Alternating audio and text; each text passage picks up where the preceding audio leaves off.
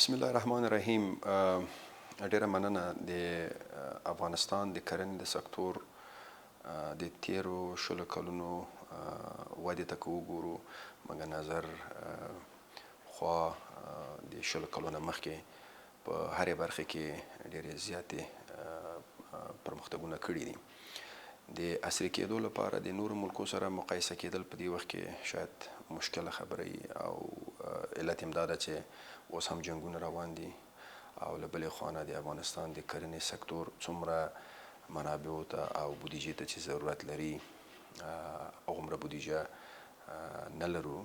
موږ د اوسنۍ بودیجې چې د کال 100 تر 1.5 میلیونه ډالره پورې مصرفوو، موږ یې د 15 چنده بودیجې ته ضرورت لرو که وغواړو خپلو اهدافو ته ورسیږو. نو میکانیزه کېدل، عصري کېدل، دا ټکنالوژي پورې ارتباط لري، او ټکنالوژي په دنیا کې ارزانه نه ده. طبعا ټکنالوژي په هرې برخه کې پکارېږي. که تاسې د ټکنالوژۍ استفادې په اوبو کې وګورئ، اوبه چې کله پټي ته او مزرعې ته راځي باید دلته د ټکنالوژۍ نه استفاده وشي. پټي ورته باید منظم سي، همواره سي، مسطح سي، څو چې خړوبول اسانه سي.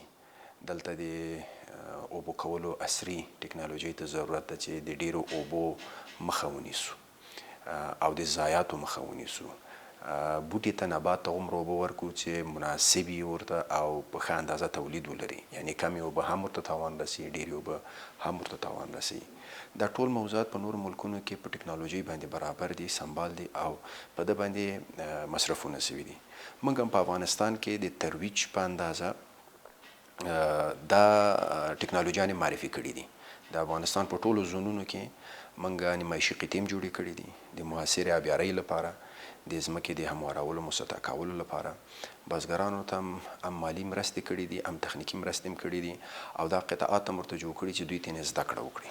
ماشینونه هم ورته توضیح کړي دي د ځمکې د هموارولو او د معاصرې اوبو لګولو سیستمونه هم ورته ویشلي دي. په عین وخت کې موږ په کرنې کې د ټکنالوژۍ استفاده کړې ده. اوس که تاسې وګورئ د شولو په کرلو کې موږ ماشینونه توضیح کړي چې شولې څنګه وکرل شي.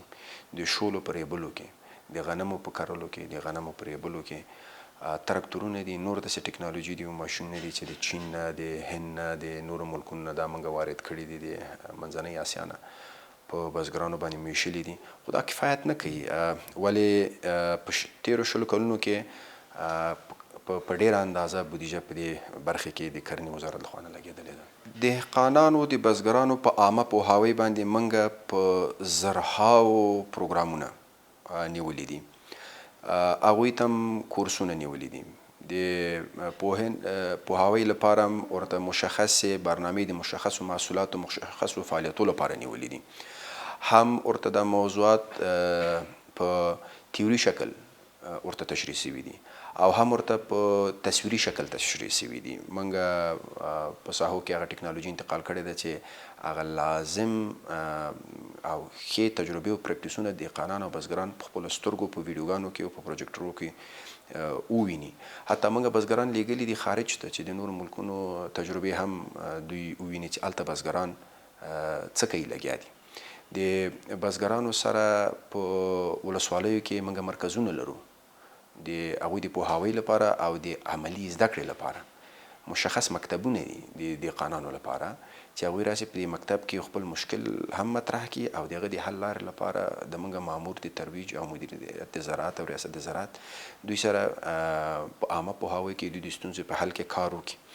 په ډیره اندازه، یعنی ډیر فرق راغلی د موږ دهقانان اوس په هغه رقم سره چې پخوا یې ځمکې خړوبول هغسې نه کوي. هغه بوټي چې پخوا کرلې او په اقتصادي اهمیت نه پیدل اوس هغسې نه کوي. څومره تولید چې په یو جریب یا په یو هکتار کې هغوی اخیستل اوس په مراتب ډیر اخلي. په دې پیږي چې کوم پریکټیسونه دوی وکړي او څه نوعه تخمونه د استعمال کې، څو رقم اوبه ورکړي، کومه سره په کوم فصل کې په څه ترتیب سره. په دې ټولو برخو کې دهقانانو سره مرسته سوې ده. صحیح ده چې په کافي اندازه نه ده سوې، ولې داسې هم نه ده چې قطعا دوی سره کار نه ده سوی. په 34 ولایتو کې دا کارونه سوي دي. په ټوله کې وچکالۍ یو بدبختي ده. افغانستان پخوا به وچکالۍ په 15 کلو کې به یو وارې تجربه کوله، په 3 کلو کې اوس هر یو کال پس موږ متاسفانه د وچکالۍ سره مخامخ یو، او د وچکالۍ ډېر مستقیم تاثیر او اغیز هم د کرنې په سکتور باندې دی. متاسفانه کله د سیلابو له وجې نه موږ ځمکې د لاسه ورکو او کښت او کله هم د ورښتونو د نه کېدو له وجې نه د اوبو له قلت او کمبود سره مخامخ سو. تر ټولو مهمه خبره دا ده چې موږ د اوبو انتقال تر پټي پورې دا یو تضمین کو چې په دې هکله په زرهاو کانالونه او سربندونه تر اوسه پورې جوړ شوي دي او دا پروسه روانه ده چې کله دغه د اوبو انتقال مزرعې ته دا اطمیناني سي او دا ساختمانونه او کانالونه او سربندونه دا پاخه او عصري شکل سره جوړ شي چې د اوبو ضایعاتو مخه ونیسي. اوس دهقان په ډېرو ولایتو کې تر ډېر حده پورې پوهېږي چې خپل محصول ته نبات ته څومره اوبه ورکړي او د هغه اضافي اوبه چې دوی پخوا فکر کول چې موږ د هر څونه ډېرې اوبه ورکړو هغومره ډېر تولید اخلو، هغه مفکوره اوس بدله سوې ده. اوس داسې حالت را رسېدلی چې دوی پوهېږي څومره اوبه ورکړي، هغه کم اوبه چې له پاسه پاتې کېږي کته پټیو ته هغه اوبه وررسېږي. یعنې د موږ د کښت ساحه تر ډېر حده پورې د کانالو د جوړېدو سره او د دهقانانو د عامه پوهاوي سره د کښت ساحه هم زیاته سوې ده او دا پروسه ادامه لري انشاءالله. په حقیقت کې که تاسې وګورئ د موږ د افغانستان ډېر زیات کښت او ډیره ځمکه د غنمو تر کښت لاندې راځي، ځکه غنم د افغانستان ضرورت دی او افغانان بغیر د وچې ډوډۍ او د غنمو نه ژوند نشي کولی. په دې کې موږ دهقانانو سره کارونه کړي دي. مثلا اصلاح شوي تخمونه هر کال توزیع کوو، په زرهاو لسهاو زره ټونه میټریک ټونه اصلاح شوي تخمونه ورکوو چې دوی د خپل د یو جریب نه یو هکتار نه ډیره ګټه ترلاسه کړي، یعنې ډیر حاصل. یو وخت به په یو جریب کې به په هکتار کې درته ووایم 1.5 ټن 1.8 ټنه به غنم اخیستل کېدل. اوس 2.5 ټنه پورې د غنمو حاصل په یو هکتار کې سوی په اوسط شکل. داسې ساحې هم لرو چې موږ تر 4.5 ټنو پورې هم په یو هکتار کې د غنمو حاصل اخلو. په طور د مثال په باغدارۍ کې چې یو ډیره مهمه برخه ده په کرنې کې، په یو جریب کې به پخوا خلکو 18 ونې کېنولې، اوس هغه غټې ونې به وي، دغه حاصل به کم و، حاصل ټولول به دغه پورته جګو ونو به ډېره ستونزمنه خبره وه. ولې اوس کولی شي چې دوی په سلهاو ونې کېني، متراکمې ونې چې په یوه ونې کې به هماغومره حاصل نیسي لکه چې یوه غټه ونه یې نیسي. ولې د 18 ونو خبره 200 ونو ته رسېدلې ده، په دې معنا چې په یو هکتار کې په یو جریب کې د تولید مقدار زیات شوی. په شولو کې هم په همدغه ترتیب سره د موږ د شولو تولید اوس په یو ټن کې په یو هکتار کې تقریبا 3.5-4 ټنو ته رسیږي. دا پخوا دومره نه و. په هرې برخې کې کارونه سوي دي چې دهقان په دې مطمئن سي چې د یو هکتار نه، او دا پروسه حکومت لپاره هم په دې ضرور ده چې په یو هکتار کې تولید هغه حد اکثر ته ورسوي، ځکه د افغانستان وګړي او نفوس ورځ په ورځ په زیاتېدو دي. موږ نسو کولی چې په کم تولید باندې د خپل 33 میلیونه چې اوس وګړي لرو دا ماړه کړو، راتلونکي کې دا نور هم پسې زیاتېږي، باید دا تولید زیات شي. په حقیقت کې خو موږ که د 20 کال نه مخکې وګورو تقریبا 90% 95%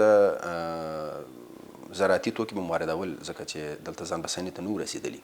ولې اوس د خدای فضل د 80% موږ شولو کې ځان بسنې ته رسېدلي یاستو. او په همدغه ترتیب سره د غنمو په برخه کې د سږ کال وچکالي وه چې موږ 4 میلیونه ټنه تولید لرو، پر اوس کال یې 5.5 میلیونه ټنه تولید درلوده چې عین 80% ځان بسنې ته رسېدلي. د چرګانو غوښې که تاسې وګورئ موږ 15% ځان بسنې ته رسېدلي یاستو. په تازه میوه وچو میوو کې خو مکمل ځان بسنې ته رسېدلي یاستو، حتی صادرات کوو. دا پروسه روانه ده. اوس د موږ واردات یو وخت کې په زراعتي توکو کې د خوړو کې تر 2 میلیارده ډالره پورې وو، اوس دا خبره 2.5 میلیارده ډالر ته راښکته شوې ده. په دې معنا چې په داخل د ملک کې اوس د خپل ډېرې اړتیاوې موږ همدلته تولیدوو، همدلته یې پوره کوو، او په 100 میلیونو ډالره موږ هر کال د افغانستان نه د باندې د غلو او د وچو تازه میوو صادرات هم لرو. د خپل تګلاره جوړه کړې ده چې هغه جلماب رئیس جمهور منظوره کړې ده. په دې تګلارې کې موږ هغه عمده 5-6 قلمه محصول چې ورته اړتیا لرو، په هغه کې باید راتلونکي 15 کلو کې ځان بساینې ته ځان ورسوو. په دې معنا چې غنمو ته ضرورت لرو، موږ تاسې وریځو ته ضرورت لرو، غوړیو ته ضرورت لرو، همداسې څو توکي دي چې دا موږ همیش واردوو. افغانستان کې ضرورت ده دلته باید خودکفایي ته ورسیږو. او 15 داسې محصول هم ځان ته هدف ټاکلی چې دنیا کې نړۍ کې هغه ته مارکیټ ډیر زیات ده. هغه باید تولید نور هم زیات کو چې دنیا ته د خپل صادرات زیات کو. په طور د مثال جلغوزه، بادام، انځر، هنج او داسې نور تولیدات لکه زعفران. دا جلغوزه چې دې تولیدات زیات سي او په دنیا کې ښه مارکیټ لري، موږ هغه خرڅ کو. دا د راتلونکي څو کلو لپاره تګلاره ده.